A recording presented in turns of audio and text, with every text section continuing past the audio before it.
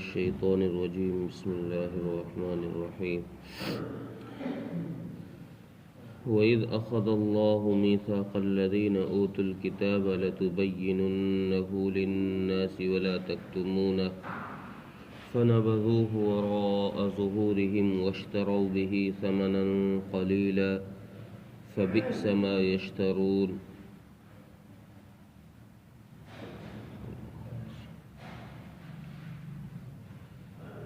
پچھلی آیتوں میں یہودیوں کی کچھ بدفعلی کا ذکر کیا گیا، بری عادتوں کا ذکر کیا گیا. اس آیت میں بھی ان کی ایک بری عادت کا ذکر کیا گیا ہے، اور ان کی ایک جو بری عادت جس کا یہاں ذکر کیا گیا ہے وہ یہ ہے کہ اللہ تبارک و تعالیٰ نے ان سے جو کام کرنے کے لیے کہے تھے ان میں سے ایک کام یہ تھا کہ تمہیں جو کتاب دی گئی ہے اس کتاب کو صحیح لوگوں تک پہنچا دینا. لوگوں کے سامنے ان کے علماء سے یہ بات کہی گئی تھی کہ اس میں جو کچھ ہم نے بتایا ہے اس کو صحیح کر کے بغیر چھپائے بغیر غلطی کیے اس کو لوگوں کے سامنے بیان کرنا ہے. بعض مفسرین نے یہ تفسیر کی ہے کہ جو تورات کے اندر رسول اکرم صلی اللہ علیہ وسلم کی بعثت کا ذکر کیا گیا تھا تو اللہ تبارک و تعالیٰ نے انبیاء کے ذریعے سے ان لوگوں سے یہودیوں سے یہ عہد لیا تھا کہ تم کو جیسے نبیوں نے بشارت دی ہے آخری نبی کی کہ آخری نبی ہوگا اور اس پر تمہیں ایمان لے کر آنا ہے، اس کا نام احمد ہوگا، محمد ہوگا، جو صفات پچھلی کتابوں میں آپ کی ذکر کی گئی، تو تم لوگوں کو لوگوں کے سامنے اس کو اسی طریقے سے بیان کرنا ہے. لیکن ان لوگوں نے رسول اکرم صلی اللہ علیہ وسلم کی بعثت کے بعد آپ کی وہ صفات جو توریت کے اندر بیان کی گئی تھی وہ انہوں نے چھپا لی اور انکار کر دیا کہ یہ آخری نبی نہیں ہے. اور اس آیت کا شان نزول معارف القرآن کے اندر مفتی شفیع صاحب رحمۃ اللہ علیہ نے لکھا ہے کہ رسول اکرم صلی اللہ علیہ وسلم مدینہ منورہ میں تھے. آپ نے یہودیوں سے کسی بات کے متعلق یہ پوچھا کہ کیا تورات کے اندر یہ بات اس طرح لکھی ہوئی ہے؟ تو ان یہودیوں نے رسول اکرم صلی اللہ علیہ وسلم کے سامنے غلط بیانی کی. جو بات کتاب میں لکھی ہوئی تھی، جس بات کے بارے میں رسول اللہ صلی اللہ علیہ وسلم نے پوچھا تھا وہ بات تورات کے اندر تو لکھی ہوئی تھی، لیکن ان لوگوں نے اس کو غلط بتا دیا کہ نہیں اللہ کے نبی وہ اس طرح نہیں ہے، وہ یوں ہے. انہوں نے غلط بیانی کی اور آپ صلی اللہ علیہ وسلم کو غلط بتا کر کے یہ وہاں سے چلے گئے. پھر جب یہ الگ ہوئے تو وہاں جا کر خوشیاں منانے لگے کہ دیکھو ہم نے کیسا بیوقوف بنایا ہے، ہم نے کیسے ان کو بیوقوف بنایا ہے کہ جو بات توریت میں تھی ہم نے اس کو چھپا دیا اور دوسری بات ان کے سامنے بیان کر دی.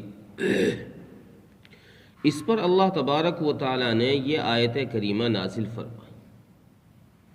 کہ ہم نے تم سے جو عہد لیا ہے اس کو تم لوگوں کے سامنے بیان کرنے کا، اور تم نے اس عہد کو اپنے پیٹھ پیچھے ڈال لیا اور تم اپنے مطلب کی وجہ سے لوگوں سے تھوڑی سی قیمت لے کر ان کے مطلب کی بات بیان کر دیتے ہو. یہود کے علماء کا پیچھے بھی آیتوں میں سورہ بقرہ کے اندر بھی یہ آیا اور اس صورت کے اندر بھی اس کا ذکر کئی جگہ پر کیا گیا ہے کہ یہود کے علماء نے یہ طریقہ بنا لیا تھا کہ لوگوں کو ان کے حساب کا مسئلہ بتا دیتے تھے پیسے لے کر کے. کوئی سخت مسئلہ پوچھنے آتا تو وہ کہتا کہ جی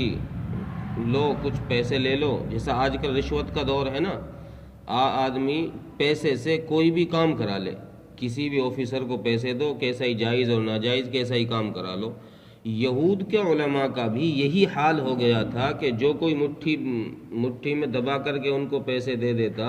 اور بات پوچھتا کہ جی یہ اس طرح ہونا چاہیے، یہ ہے کیا اس میں کتاب میں، اس میں آسانی ہے، تو وہ اس پر جو سخت مسئلہ لکھا ہوا تھا توریت کے اندر اس پر ہاتھ رکھ لیتے اور آسان پڑھ کر سنا دیتے کہ ہاں یہ ہے، اس کو تم یہ کر لو۔ تو اس پر اللہ تبارک و تعالیٰ نے یہ وعید نازل فرمائی کہ علم دین کا چھپانا، جو علم اللہ تبارک و تعالیٰ نے کسی کو دیا ہے تو اس کو چھپانا یہ، اور اس کے عوض میں دنیا لینا، دنیا کا مال و متاع لینا، یہ اللہ تبارک و تعالیٰ کی نظر میں مبغوض ہے، ملعون ہے، اور یہ حرام کام ہے۔ کسی بھی دین کی آیت کا چھپانا، رسول اکرم صلی اللہ علیہ وسلم کا ارشاد ہے، حضرت ابو ہریرہ رضی اللہ عنہ راوی ہیں، فرماتے ہیں کہ اللہ کے نبی صلی اللہ علیہ وسلم نے ارشاد فرمایا، اگر کسی کے پاس ایک دین کی بات آتی ہو یا کوئی دین کی بات آتی ہو اور لوگ اس سے وہ پوچھنے لگ جائیں، پھر یہ شخص بجائے لوگوں کو بتانے کے اس آیت کو، اس بات کو، اس مسئلے کو چھپائے تو اللہ تبارک و تعالی قیامت کے دن اس کے منہ میں آگ کی لگام پہنائیں گے۔ تو یہ بڑا سنگین مسئلہ ہے کہ علم دین کا چھپانا، اور جو ملعون ہے علم دین کا چھپانا، وہ اس وجہ سے ہے کہ لوگ اس کو ایک تجارت نہ بنا لیں۔ یہودیوں نے علم دین کے پھیلانے کو تجارت بنا لیا تھا، جس کو قرآن کریم کی اس آیت میں بھی برا کہا گیا ہے کہ وَاشْتَرَوْا بِهِ ثَمَنًا قَلِيلًا، کہ وہ تھوڑے سے مال کے عوض میں، دنیا کا مال تو تھوڑا ہی ہے، چاہے ساری دنیا ایک آیت کے عوض میں کوئی لے لے وہ بھی تھوڑا ہی ہے، چونکہ دنیا کی کوئی قیمت اللہ کی نظر میں نہیں ہے۔ اللہ کی نظر میں دنیا کی کوئی حیثیت اور کوئی قیمت نہیں ہے، اس لیے جہاں قرآن کریم میں ثمنً قلیل آیا ہے، تھوڑی قیمت آیا ہے، وہاں مراد یہی ہے کہ آپ چاہے جتنا مال لے لیں، یہ نہیں کہ آپ نے 1,00,000 2,00,000 لے لیے کسی مسئلے پر تو وہ جائز ہو جائے گا، چونکہ قرآن کریم میں تو تھوڑا کہا گیا ہے۔ نہیں، قرآن کریم میں جہاں پر اس کا ذکر کیا گیا ہے ثمنً قلیلہ کا، تھوڑی قیمت کا، وہاں مراد یہی ہے کہ آپ چاہے ایک مسئلے کے عوض میں ساری دنیا اپنے حصے میں لے لیں، ساری دنیا کا مال و متاع لے کر کے وہ مسئلہ غلط بتا دیں، تو یہ اللہ تبارک و تعالیٰ کی نظر میں ثمنً قلیل ہی ہے، جس پر علماء یہود کو یہ لعنت کی گئی ہے، ملامت کی گئی ہے، اور آج بھی یہی مسئلہ ہے۔ قرآن کریم کی یہ لعنت آج کے لیے بھی ہے اور قیامت تک کے لیے ہے کہ جو کوئی دین کو چھپا کر یا دین کے مسئلے کو تبدیل کرے گا دنیا لے کر کے، وہ آج بھی ملعون ہے، وہ آج بھی لعنت کا مستحق ہے۔ اس لیے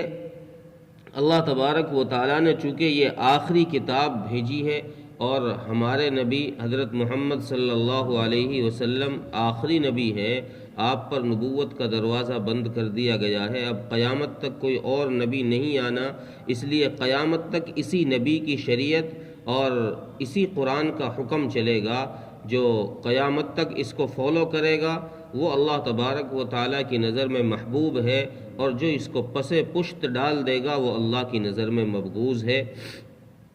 اس لیے اللہ تبارک و تعالیٰ نے یہودیوں کی وہ بری عادت اس آیت کے اندر ذکر فرمائی کہ ان کی یہ بری عادت تھی، اور رہا مسئلہ یہ کہ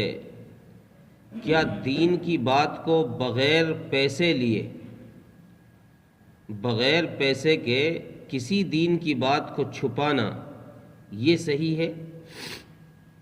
ایک تو ہوتا ہے دین کی بات کو غلط بیانی کرنا یا دین کی بات کو چھپانا پیسے لے کر کے، ایک ہے کسی مصلحت کی وجہ سے دین کے مسئلے کو چھپا کے رکھنا، عوام کے سامنے ظاہر نہ کرنا۔ بہت سارے مسائل ایسے ہیں جو جائز ہیں، جن کا بتانا عوام کے سامنے جائز ہے، لیکن علماء نے وہ مسائل چھپا کر رکھے ہیں، عوام کے سامنے ظاہر نہیں کیے۔ تو وہ مسائل جن معارف القرآن کے اندر حضرت فرماتے ہیں کہ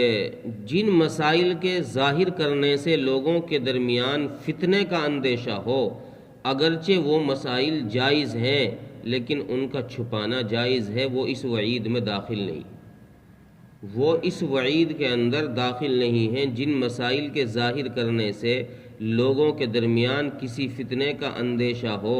لوگ کسی شک میں پڑ جائیں، تو ایسے مسائل کو لوگوں کے سامنے بیان نہ کیا جائے بلکہ ان کو چھپا لیا جائے، یہ اس وعید کے اندر داخل نہیں ہے۔ اس وعید میں صرف وہی مسائل داخل ہیں جو لوگوں کے لیے نفع مند ہوں، فائدے بخشنے والے ہوں، فائدہ پہنچانے والے ہوں، اور پھر بھی ان کو چھپایا جائے، وہ لوگ اس وعید کے اندر داخل ہیں۔ ترجمہ دیکھیں، وَإِذْ أَخَذَ اللَّهُ مِيثَاقَ الَّذِينَ أُوتُوا الْكِتَابَ، اور جب اللہ تبارک و تعالیٰ نے عہد لیا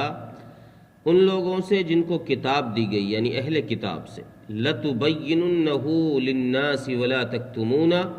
کیا لیا گیا کہ تم اس کو لوگوں کے سامنے صاف طور سے بیان کرو گے، جو ہم نے تم کو حکم دیا ہے، کتاب دی ہے، اس کو لوگوں کے سامنے صاف طور سے بیان کرو گے، وَلَا تَكْتُمُونَ، اور اس کو چھپاؤ گے نہیں۔ پھر کیا کیا؟ فَنَبَذُوهُ وَرَاءَ ظُهُورِهِمْ وَاشْتَرَوْا بِهِ ثَمَنًا قَلِيلًا، سو انہوں نے اس عہد کو اپنی پیٹھ پیچھے پھینک دیا، اللہ کے اس عہد کو توڑ دیا،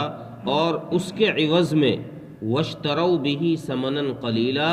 پھر وہ اس کے عوض میں انہوں نے تھوڑی سی قیمت لینا شروع کر دی، اس کو تھوڑی سی قیمت پر بیچ دیا اللہ کے عہد کو۔ فَبِئْسَ مَا يَشْتَرُونَ، سو کتنا برا ہے یہ کاروبار، یہ کتنی بری ہے یہ خریداری، یہ کتنا برا ہے یہ پیسہ جو انہوں نے ان آیتوں کے عوض میں لیا۔ اللہ تعالی عمل کی توفیق عطا فرمائے۔